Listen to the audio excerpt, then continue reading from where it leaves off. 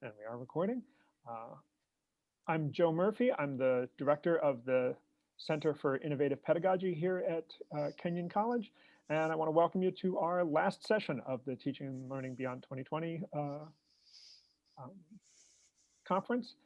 It's been a wonderful experience, and I would be delinquent if I didn't take a moment to thank my colleagues at the Center for Innovative Pedagogy, Alex Alderman, Ashley Butler, and Eric Holtner. Anything that's gone right, they have probably had a hand in. Anything that has screwed up is probably my fault um, for trying to do it without them. So I want to thank my exceptionally wonderful colleagues.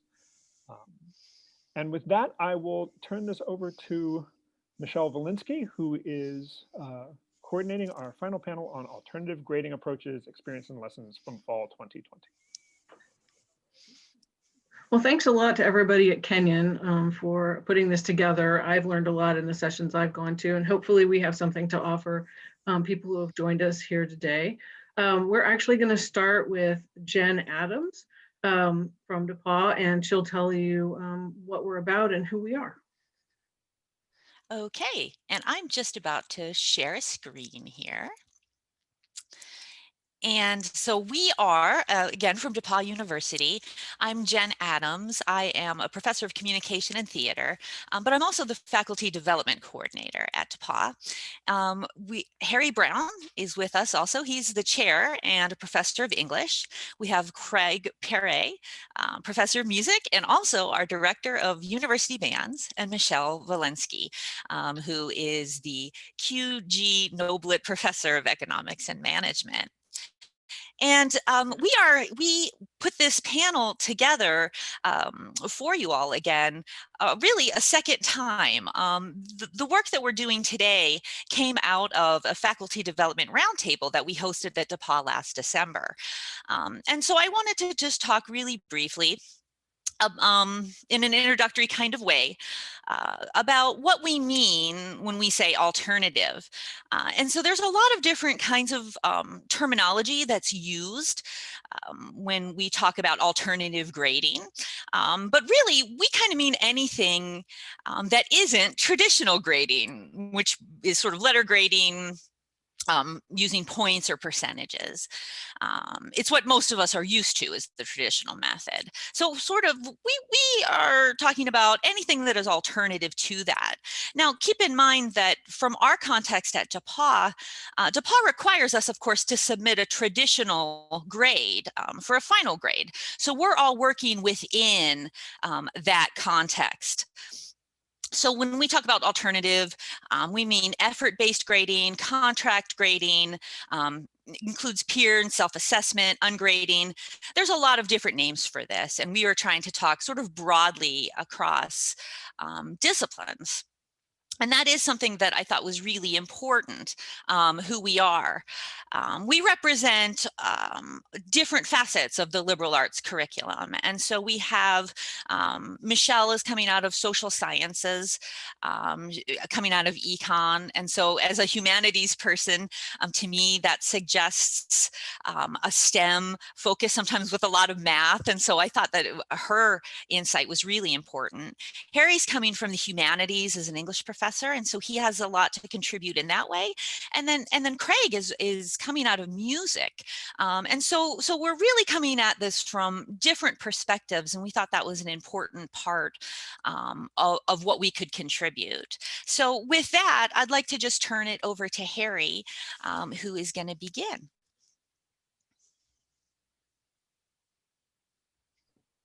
Thanks, Jen. Okay, so I picked this empty classroom background because in a way this was the condition that led me to kind of rethink how we assess. It was can you go to the sources real quick, Jen? I just want to note those before I move to the rationale. Oh, you got that at the end. Never mind. Okay, so yeah, okay, so Peter Elbow and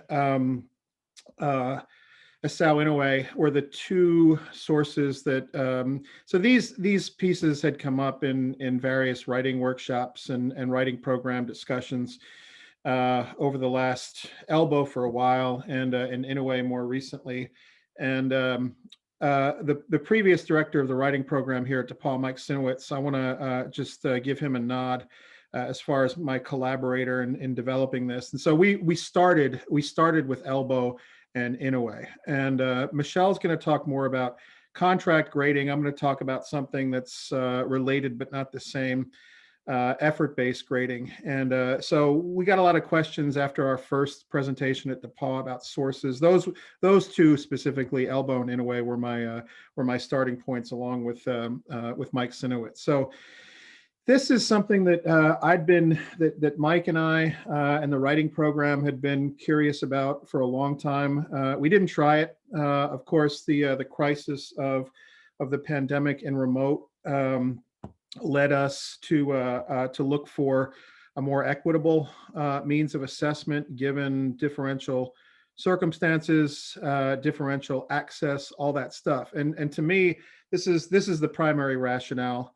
It's the kind of equitability of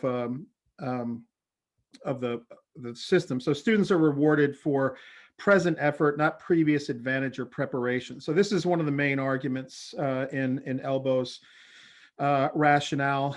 That is good grades, good preparation. Students who are better served in high school often get better grades in college. And this doesn't necessarily measure their aptitude or their effort, but is a way of kind of reinforcing inequity. So Elbow makes the argument that this rewards present effort rather than previous advantage or privilege. So who is the better student? The one who cruises to an A because they went to a great high school, or the one who works really hard for a B minus? So this is I like it because even before the pandemic, Elbow is asking us to reconsider what a good student is, what better means, what progress, what learning means. So it's also flexible. You can build in multiple paths to success. I'll give you just a quick look at what I did. And cushion for inevitable stumbling in differential circumstances. This is what made it most attractive to me starting in March. I gave it a test run in a May term class, a 3-week May term class, and then I ran it in a full semester in the fall. And I'm going to do it with adjustments again in the spring. So they always know where they stand, even to the day. You give them a kind of detailed point schedule. I'll show you that too. And it's for me, it's like a total landscape assessment that puts everything on the landscape, including attendance, participation, low stakes writing quizzes, high stakes writing exams, peer review, special projects, extra credit into one process. So the evaluation builds through each of these stages. Go ahead, Jen, please. So the problems, again, this is Elbow and Inouye address all of these things to an extent. And of course, they came up practically in my own experience. So the main thing is that it doesn't allow for meaningful qualitative assessment. That is, if you give students points, A's or B's, just for showing up, how can you measure the real learning, the progress, the qualitative part? I'll address all these things just in a second here. It also allows for exceptional students to slack and do the minimum. I'm going to show you evidence for some of that in the student opinion surveys that I received for the fall. It creates grade inflation. That is, students who just kind of like stick to it get A's and B's, and that could be a problem. And it's too much ledger keeping. And I'll address all these. So the potential solutions to these things are this is what I did too. So this isn't necessarily less work or more work than kind of standard, paper writing and paper comments that we do in the humanities. Is provide and motivate with rich qualitative assessment. That is extensive commentary on assignments, especially high stakes papers and exams, in addition to points. And that just means you do written comments or oral feedback, detailed qualitative rich feedback in addition to the point system. So you establish clear and simple minimum requirements to earn full points, which establishes basic expectations. Something you can do so that the students continue to work and not just kind of like tally points, is to give points in response to feedback and revision. This is something that, again, that some of my colleagues and I at DePauw here have discussed a lot. That is, you incorporate the revision process into the points that they receive too, so that they're just not simply working towards points. And I just, I'm with Elbow and just like questioning this idea about, who we think of as exceptional and others not. So if we say that, well, the exceptional student is going to believe that they're not being rewarded within this system, that's, again, I think it is a reinforcement of privilege in that exceptional students kind of expect to receive good grades and expect some of their peers not to receive the same grades as them. So I just question this idea of what we mean by exceptional. And also build in must-do assignments to balance the cushion. I'll show you what I mean by the cushion in a minute. But this is, so one thing that, one of the loopholes in the particular system that I used is that you could skip a paper, for example, and still not take a big hit in the grade. So I don't like that, especially in a writing classroom. So you build in the kind of must-do assignments into the basic expectation. So next slide, Jen, please. Okay, I'm going to go through this fast. This is mainly here for a reference point. I just wanted to show you the language that I used on my syllabus to introduce students to this system. So it's the grades are geared to a certain number of points. You start the semester with 0 points and you earn points for everything, including Moodle posts, attendance, annotation worksheets. These are Google Docs. I know that Lynn Ishikawa presented on the use of Google Docs earlier. Invention drafts, papers, peer review exercises, revisions if you want to, and then a community engagement project. And this is something, I won't talk about this in detail, but this was the highest amount of points that they could earn. And it was a way of, again, giving them multiple ways to succeed. So they can do this instead of one of the papers and still get an A. And again, I just wanted them to be able to kind of like choose their way through. So this is, and then again, I just have highlighted in blue. This was my rhetoric the whole semester. So you will get out of this class what you put in. We all say that a fair amount, but I wanted to actually build this into the assessment process. Next slide, please, Jen. Actually, you can go through these pretty quickly. So rather than like, how well are you prepared to take this class, or do you think of yourself as a good writer or not a good writer? My assessment depends on your level of presence and your commitment to your own learning, that of your peers. All the low stakes writing that we did on Moodle and Google Docs was shared. We discussed it in class so that they had the sense of everything that they did was contributing to class discussion, towards giving their peers ideas for papers and things like that, and not exclusively on the end product of your own effort. So I wanted to disrupt this idea that a good grade was based on this, this mind meld between good students and the professor. What does he expect? What does she expect? And so it's tied more into the communal aspect of it. Next, please, Jen. Okay, these, I'm just skip the part 3 and 4 again. These are just a reference in which I kind of explain my minimum expectations and the points for different things. And I just want, the main thing to see here is that there's nothing that we did in class that didn't kind of contribute to their assessment. It was holistic. I mean, it was broken down into points, but everything kind of fed into the overall assessment for the course. So go ahead, Jen. And again, same thing here. You can skip this one too. So this was the point schedule, and this is what I shared with students so they knew kind of where they stood and how their assessment built. And then again, the course grade was the percentage of 161. I built the cushion at the top so that they only needed to get to 140 points to get an A. And that cushion was pretty big. That means they could have skipped a paper or Moodle posts or missed some classes and still got an A. And I thought the cushion was big, but I made it big because, of course, everybody was scared in the summer. We didn't know what to expect. We knew it was going to be a slog. We knew that there were students who were in crisis, having difficulty connecting, a mixture of remote and in person, a mixture of synchronous and asynchronous. So that cushion was meant to catch the students who were inevitably going to stumble, miss class, have to go into quarantine, miss class because they were getting tested. All the students at DePauw, like other places, were getting tested multiple times over the course of the semester, sometimes during class time.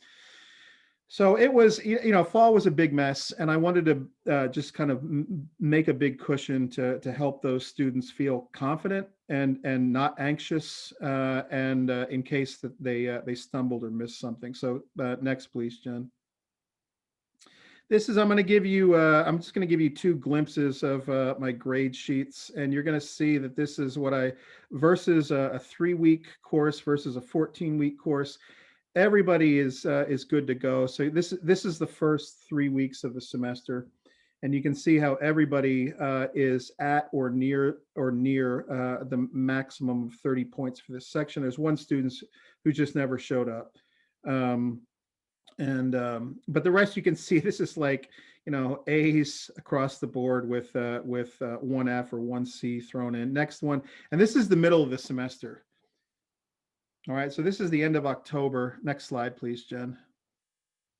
And this is what I noticed, that there's a grind effect. So this is what happens, I guess, to some extent in every semester, but especially in the pandemic semester, where you see there are fewer, you see, there's a few people at 23, 22, which is the maximum. A lot more people have kind of fallen off. One thing I did at the end that I didn't say on the syllabus is that if you missed anything along the way, there was like a 1-week period where you could just catch up and submit late assignments so that you didn't fail, so you could work your way back up to a B or an A. And you can see some of these students who have fallen back, but this is the grind effect. So this kind of shows that the strong start leads inevitably to this grind, which is why I built the cushion in the first place, and also created this amnesty policy at the end. I said initially that you turn in an assignment on time, you get full credit. If you don't, I'm gonna deduct points. And I had to kind of back up and give amnesty for late assignments, just because, again, of this grind effect. Many students missing assignments, losing points through no fault of their own. So go ahead, Jen. So this is just, you don't have to read this. I just wanted to give you an example of the qualitative feedback that I give on the paper. So it's not just, stamp the 9 points on there, good work. This is the way that I kind of like compliment the points, which is to let them know that I'm reading their paper in detail, giving them suggestions for their writing, talk qualitatively about the course material, so that it just doesn't become a kind of clock punch, paper submitted, points gotten. This is where the real assessment happens for me. So there's no points attached to these comments. They got full credit for the assignment, but I'm giving them this feedback. A lot of it happens in conference as well. Okay, Jen. So I wanted to give you, I didn't have these when we did the presentation at DePauw. This is just where I'll end to show you the kind of what it looks like from the student side. Again, mostly positive. I never felt like I was just getting evaluated for the grade in this class. This is why I think the qualitative comments, extensive comments, are necessary in addition to the points. I like this. This is exactly what I was going for in this particular semester. The format of the class allowed me to submit my best work, but without the added stress of worrying about my grades. So the kind of like the separation of grade anxiety from like learning is something that I wanted to create, and some of the comments showed that. always provided feedback through the drafting process and allowed me to take my writing a step further. So it wasn't just about points, but again, you have to do good old-fashioned writing pedagogy, music pedagogy, math pedagogy, whatever you're doing. It doesn't obviate like that kind of feedback. But giving the effort-based points does to some extent tamp down the anxiety. So taking time to read, you just have to let them know that you're reading and not just stamping points in there and feeding them into a machine and tallying up the points. And this is okay. This is what I mean about the universal amnesty at the end. It gave students the opportunity to submit late work. Along with that, always willing to meet outside class. If there's a conflict, okay, so it shows that to some extent, they did good work, and I did give them good feedback, and it did remove some of that anxiety. But here's a couple of the concerns. Next slide, Jen, please. So this is where the some of the students respond differently. The flexible deadlines and the fact that the cushion allowed me to get behind and push off my work. I appreciated them at some points when I had a lot going on. However, I think for the most part, I would have done better with set deadlines. So that's gonna make me kind of rethink or add a little bit of rigor to the deadline policy. And then this is the thing, like when Mike Sinowitz and I discussed this, we kind of invented this hypothetical student, we called her Nina. And Nina is this super excellent, great student who feels a little resentful by the fact that her excellent work or the work of other students who are not as excellent as she is being rewarded with an A. And that the A is something that should be attainable by only elite students. And so we tried to craft the system in a way which allowed for those students who had high expectations for themselves and excellent preparation to still feel like that they were learning and getting a kind of just grade. And we did this, we tried to do this through the qualitative feedback. But here's the voice of Nina. Sometimes I wish for a little more accountability for my classmates. It's discouraging to be in class every day, always always completing Moodle posts on time, always having developed invention drafts, yet to see classmates that don't put in the same amount of effort. I know this is an unusual semester, but seeing this and knowing that their grade wouldn't be penalized made me want to slack off. And of course, that's what we wanted to avoid. I appreciated how forgiving the grading system was, but I wish there was a way to reflect when students did put in their all. So this is, this is something that I had to be mindful of the whole semester. How do you get really motivated students to not feel like that they wanted to slack off sometimes, quote. So next, Jen, or is that it? Okay. Yeah, this is so this is the last thing, and this will segue to Michele and Craig. So I'd noted that there was the grind effect, and erosion. So pandemic fatigue now is a factor, but overall, I think inflation, grade inflation, is probably more of an issue in half credit and quarter credit courses than full credit courses. That is, the grind of a 14 or 15 week semester tends to limit the grade inflation. Students strategically skip some assignments, calculating their grade against the cushion. Again, I'm ambivalent about this, especially in writing classes. I don't want them to take 3 weeks or a month off from writing because they think the cushion is going to save them in the end. And it could actually blow up some students who are already barely hanging on. So if you have so it actually works against the effort model. If you have like a big window in the semester where a student can say, okay, I'm not going to put in this effort because I know I have the cushion and I can still get an A or a B. So that's something I need to correct for in the spring. Students like knowing where they stand. They keep their own tally, may request a grade audit from me at any time. They can do their own audit if they want to. Qualitative feedback, it's liberated from justifying grades. It can be more constructive and process oriented, so that you're not kind of building up to great work. Here are some things that you need to work on, B. So if you can justify it from having to kind of lead up to the punchline, which is the grade, for me, it can become more liberating and constructive.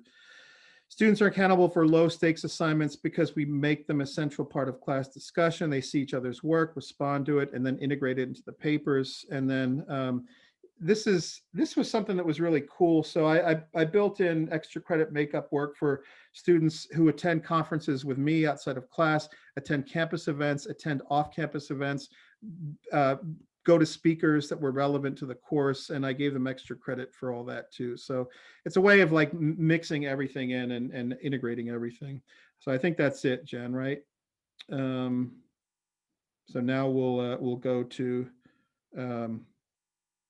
Craig.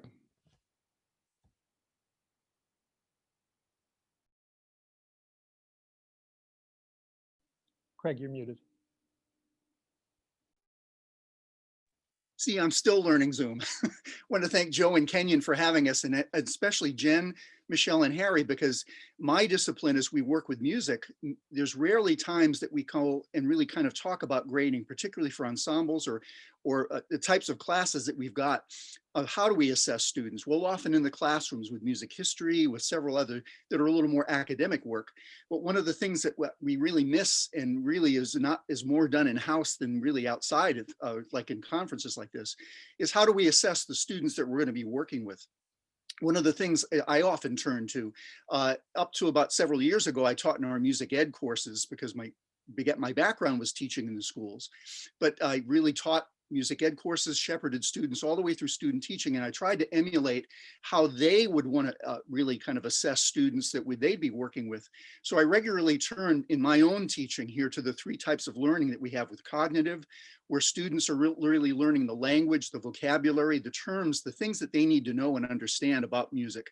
The psychomotor, many of the things that we do, particularly in the conducting and in the ensembles, is how they're learning tactily to be able to learn and develop as good musicians and good people. And also affective learning, where they're learning to use both of those skills to really kind of develop their own opinions and their own values about music. And I'm going to show you that very quickly as we go through, because if you would, Jen's going to put up the URL for the handout that I've got. I'd like to encourage everybody to download that, to take a look at it, because it's got several, 3 of my courses that I've got the samples of some syllabi of how I grade each of these. And I'd like you to be able to see how they differ from one to the next. So a couple of things I'd like to kind of first highlight is with music as a discipline, there's a variety of skills and knowledge that we want and we need to be able to have students to be able to assess, that I need to be able to assess for growth. We have students that come in that are brand new, that haven't worked much with music. We have others, as Harry was pointing out, high-end achievers that put everything in all the time. And one of the things that I have to do as I assess students is, where's that growth rate? Are they at a particular level? Because as you can imagine with music, when we reach the level of what we're going to do with either performance or with conductors that need to be able to be articulate and clear and good musicians and good leaders, they have to meet a particular standard, no matter where they begin. Some are close to it, some are very far away from it. So one of the things that's important to me is how I assess in those 3 different learning areas in each of these specific disciplines. We also vary the levels of student proficiency, again, within an ensemble, particularly when I'm dealing with large groups. How do I really assess them honestly? And as I say in the last bullet point, I really try to be genuine, or another way of saying it is transparent, so students understand how they're being graded. And now our students in the School of Music are the same as any others. Their interest is in what are they going to get for a grade. My interest is how am I helping them grow? So I'd like to point to the handout that you've got, everybody, if you would. There are 3 courses that I teach, and again, I'm grateful to my colleagues for this, because it really made me step back and think, what do I have in common with the variety of the disciplines that I teach?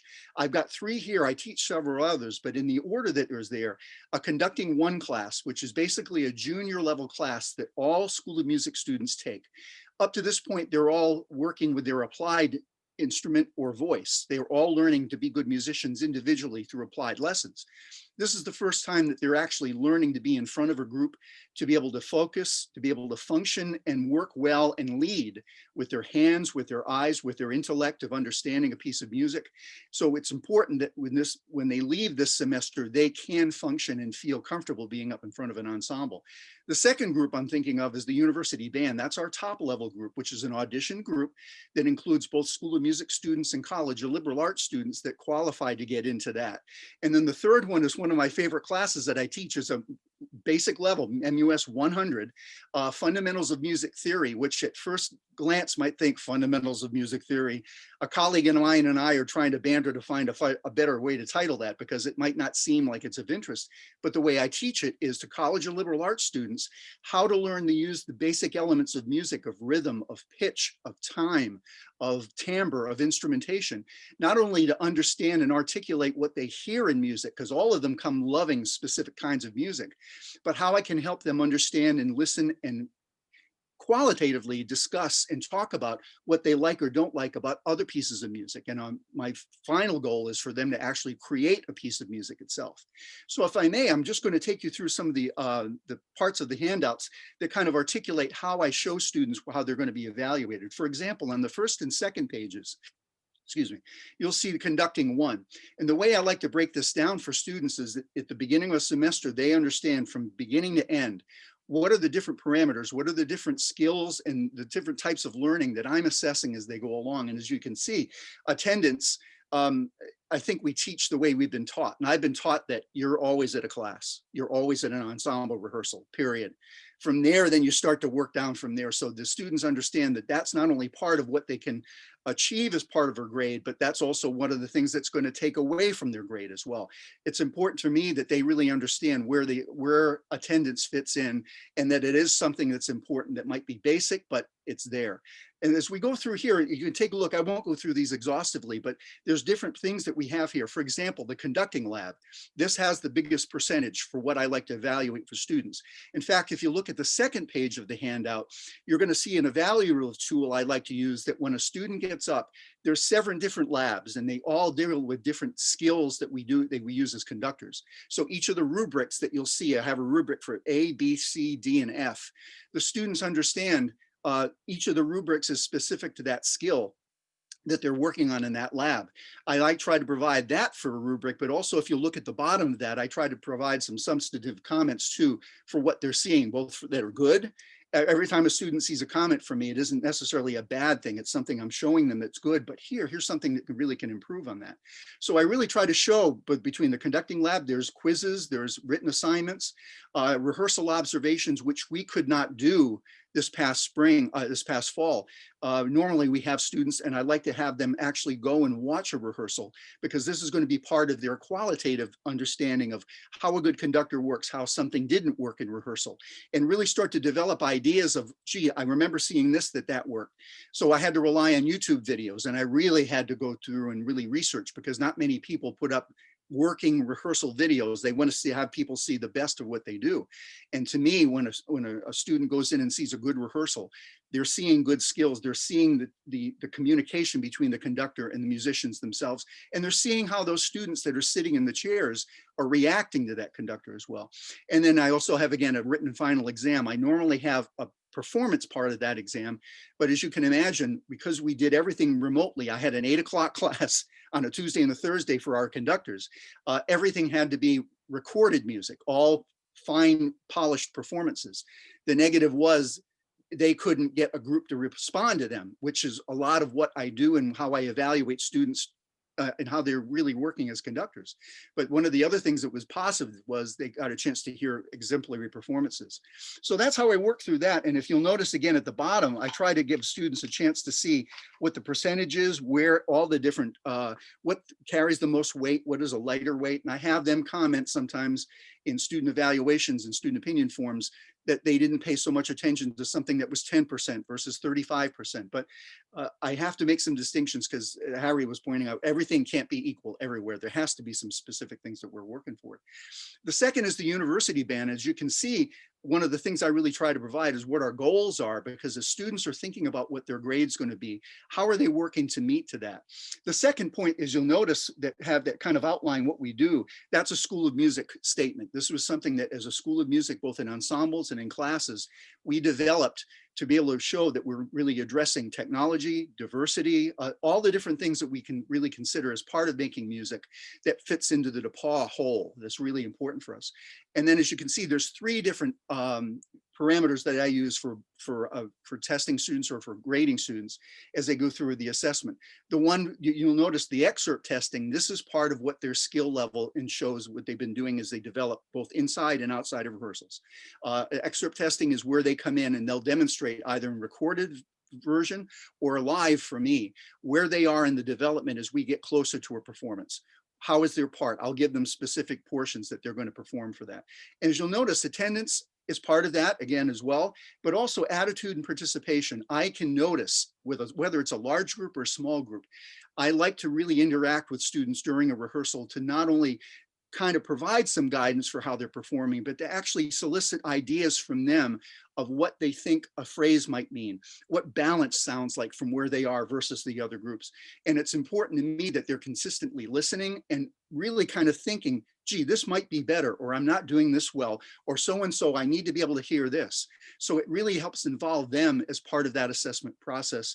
And I'll make notes to myself at the end of a week of how a student's been performing as we work through that. So it's not as big as and as difficult as it might seem, but it does take a good deal of time on my part to really actually come down with notes and really kind of be honest with the students about how I'm evaluating them. And the third and the last one of the class is the fundamentals of music theory. I'm sorry for the formatting of this. When we put it up and to be able to get it into the chat room, it's my fault.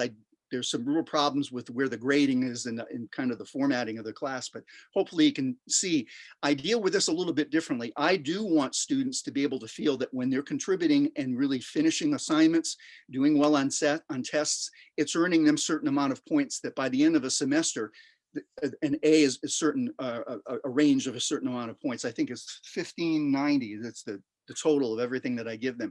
And I give them a variety of things. There's class assignments, there's the exams themselves, there's a final composition project. And I'll just make a real quick note about this. If you look at the bottom, the last assignment of that, my first couple of years, I'd actually put this up because I like students, especially in this class where they don't understand and know much about music.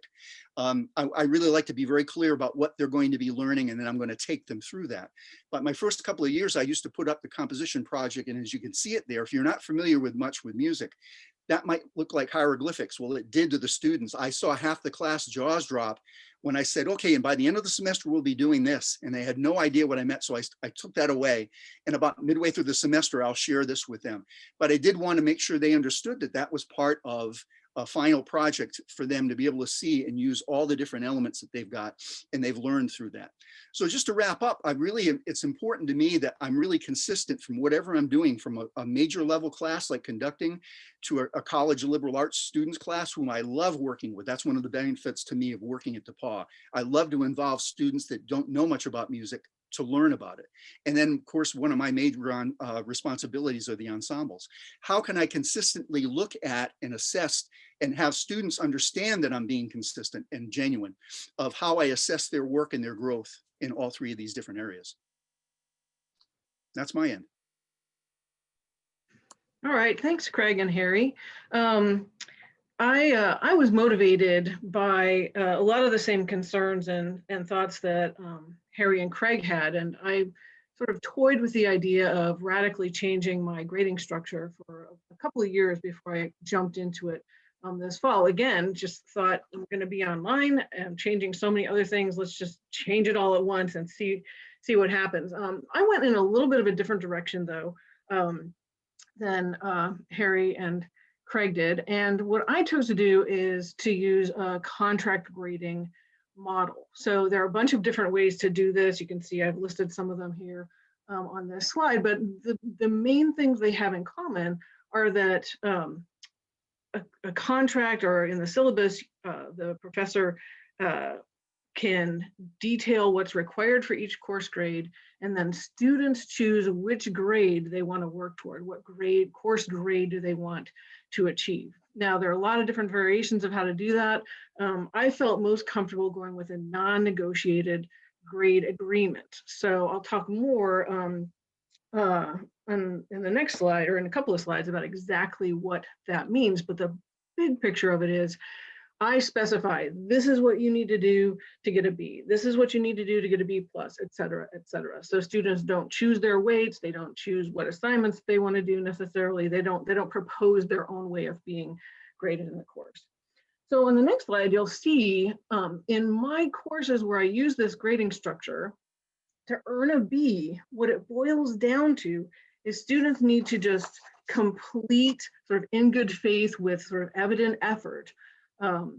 They have to complete all the tasks that I've listed for a B, and they have to attend class. So what this necessitated was actually a lot of work last summer. I overhauled the grading section of my syllabus. I described the general expectations of everybody. So you should come to class, you should actively participate when we have activities and exercises in class. And then I follow that up with a table that says, these are the things you need to do for a B. This is what you have to do for a B+, and then working up to an A. So earning a B is, I've tried to set that up to be something that I feel each of my students can achieve with effort and some dedication. A B should be within each student's grasp, barring illness or major life disruptions, of course. And I set it up that this is kind of the baseline grade that I'm hoping my students will achieve. And just, for context, the average grade across all courses in my department is, just slightly, like somewhere between B- and B. So this kind of fits with that. So if what you have to do to get a B is to complete all tasks in a 10 class, what do you have to do to earn an A? Well, you have to do everything for a B. You have to do some additional assignments, and then you need to excel in some way. So for the B requirements, I'm mostly grading on the work they're producing, the effort and completeness of what they've done. So it might be somewhat incorrect or sometimes a fair bit incorrect, but if they've done it and tried hard and I can see that, and they've handed it in on time and met my expectations, then they get credit for that assignment. To earn an A though, or something higher than a B, I'm not going to go through all the different levels, but there are some additional assignments, and then they have to, this is where I bring in the quality of the work. So what do I mean by excel in some way? It really, it can vary. So depending on the assignment, depending on the class, but some examples of how students could demonstrate this excellence. They could be exceptionally thorough or exceptionally thoughtful in their answers. They could write with sort of outstanding flow and organization. Maybe they make a particularly apt or creative application of course concepts. Or maybe they choose a really challenging or a brave topic to look at. Maybe that, take some kind of intellectual risk. So what I'm doing with this is I'm trying to, for students who want to put in that extra effort, there's a way to differentiate their learning from other students. And this approach, I think, also encourages students, as Harry said, to kind of follow their own curiosity and to explore rather than limiting themselves to safe topics that they think I want to hear about.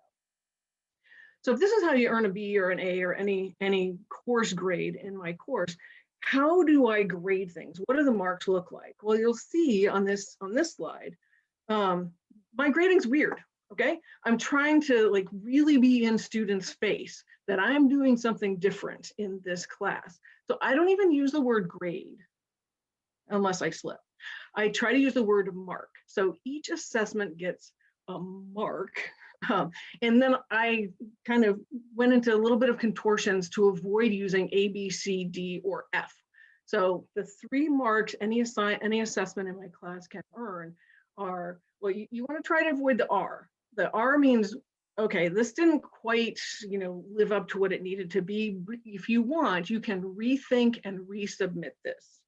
Students can resubmit, rethink, redo, resubmit any assignment they want to try to achieve sort of the baseline grade that I want them to get, which is meets the criteria of the assessment, and it was on time. Okay, I gave some wiggle room with that last semester, maybe like a lot of us did, but in general, they need to try to be on time most of the time or communicate with me about why they're not. And then if they go above and beyond, if they excel in some way, then I call that exceeds expectations. So those are the 3 marks they get on every assignment that I collect and evaluate. So I'm kind of obviously trying to move away from standard grading language. And so if the student who's maybe trying for a B gets an M on everything, even with some revisions or not, gets an M on everything on the B contract, they get their B. All right, but what does the process of grading itself look like? You're going to see on this next slide that it's it's really simple. Instead of trying to think about, is this an 8.5 out of 10, or is this a 9 out of 10? I don't have to worry about any of that anymore, which is stuff I used to like agonize over a little bit, because at the end of the semester, what if I was like wrong by a point in somebody's assignment and then they get a B+ instead of an A-? I mean, I don't deal with that anymore. I just look at it and I say, does this meet my base expectations for this assignment? If yes, they get an M, they met the criteria. If not, they get an R, they can rethink and resubmit it. But if it does, if it's good enough, does it go above and beyond the basic expectation in some kind of meaningful way? If it does, it gets an E. So I do, like Harry and like Craig do, I still give a lot of feedback, like a lot of writing and all that kind of stuff, but I don't have to worry about that number. And for me, that's really freeing. It makes the grading much easier. And I like Harry's word of liberating. This feels more like real life too, right? I mean, a lot of people, when they're in work, they might have a project they're working on and they'll like discuss it. And if it's good enough, it'll go forward. And if it's not, they can work on it some more and hand it back in, and you get recognized if you're really amazing. Not like you're going to take a project to your boss and they're going to say, this is a C+. So I kind of like that. All right. So I guess one of the big questions is, how well did it work? I want to leave some time. So I'm going to finish up, I think, really quickly here. But these are some of the big pluses, minuses, and question marks that I kind of saw in my first semester with this past fall. And like Harry, I went and kind of looked at student evaluations, and I picked out 2 comments from students about this. One of them said, I kind of liked the varying options that the contract gave students. It just took a little time to get used to. So this idea of helping students understand how the course grade will be determined. There definitely was initially some confusion, or they were a bit mystified at first, but then I think they got into it and they liked it. And then I was a little worried before the semester started about the effect on sort of motivating students and trying to maintain like some standards of rigor in a way. And I saw a lot of students who just worked really hard the entire semester and learned a ton. And it wasn't, they were just like, oh, I can get a B by doing less, then I'll do that. I didn't see very much of that, and I was really pleased. But I also got a comment in my student evaluations that I thought was great. I'm not sure how I feel about the contract grading system, because it seems that the standard for an A is extremely high, but I'm doing my best to meet it. And I was like, good, the standard for an A is supposed to be high. So I felt like I did something at least a little bit right with that. One thing I'm nervous about for spring is I'll be teaching Intro to Economics, which is the foundation of our entire economics program. And I'm still wrestling a bit with how I can be sure that the course grade or the feedback I give students in the course is a good signal of their readiness to move forward onto higher level econ classes. So that's a big question mark for me still. Anyway, Jen, it's to you now. Great, fantastic. And I'm going to wrap up really quickly with just a quick summary. And some of this is probably pretty obvious, so I am going to go really quick so we can open it up to questions. But overall, some advantages I think to consider in terms of alternative grading, not just during a pandemic or an emergency situation, but always, is a few points I have here. One, that it recognizes individual student growth over criteria-based performance. It decreases student reliance upon external forms of reward. For example, when students are working for a grade only. And as Michele and Harry and Craig all intimated, it can sometimes open up doors for student creativity and risk-taking that they might not take if they were just working for a grade. Sometimes this can decrease anxiety about assessment, which our students seem to have more and more of. And it may even decrease anxiety about a subject matter as well. Something really important that I saw in a lot of my research when we first put this together is that alternative grading methods promote equity and inclusion. there was a piece in the Chronicle back in March called "Committing to Ungrading" by Adam Rosenblatt, and I want to quote it real quick because it was so on point. He said, "Grades are one of the major mechanisms by which colleges and universities wind up maintaining and even exacerbating inequalities that students bring with them into the classroom." And then he went on to talk about educational gaps, right? Students come from different places, and he noted that that race in particular is implicated there because America's public schools are still largely segregated. But also there's preparational issues where some students go to prep schools and others go to schools that prepare them less for college, disabilities, neurodivergence, class. All of these kinds of issues can help maintain equity and inclusion in a classroom. This allows for student agency and choice, and feedback can focus on the work itself rather than the grade. But we did want to point out that there are some disadvantages to consider, and we thought it was important to mention that too. And you saw in some of the student feedback, there was some student bewilderment. They are used to grades, and some students really dislike not being graded. Some faculty and some of the pieces that you might find in the Chronicle or inside higher ed that are critical of alternative forms criticize the loss of authority that this presents for an instructor in a classroom. And a lot of us are okay with that, but some people aren't. And then some people claim that they lose a motivational tool. If students aren't being graded, they are worried they're working less. Some of our colleagues raised some important issues that this is a difficult endeavor for some types of classes like STEM classes or language classes where they are prerequisites or as Michele said, that they're entry level into a discipline. And so that's really an important thing and something to consider.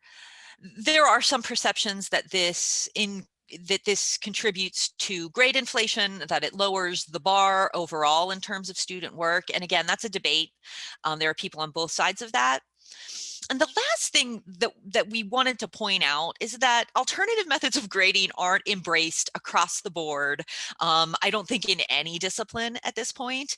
And we recognize that there would be risk in evaluation for colleagues who might not have tenure, who may be on term positions or other contingent faculty, if their colleagues are skeptical, if their administrators are skeptical or doubt that those are rigorous methods. And so there may be some risks professionally that come along with that, which may be able to be ameliorated depending upon the person and their situation. But I want to stop here and I'm going to stop sharing so that we can open it up to questions. And Thank you all I think so very much. Go ahead. Oh, I was just going to say there was nothing in the chat, so we're good. We usually stop the recording at this point.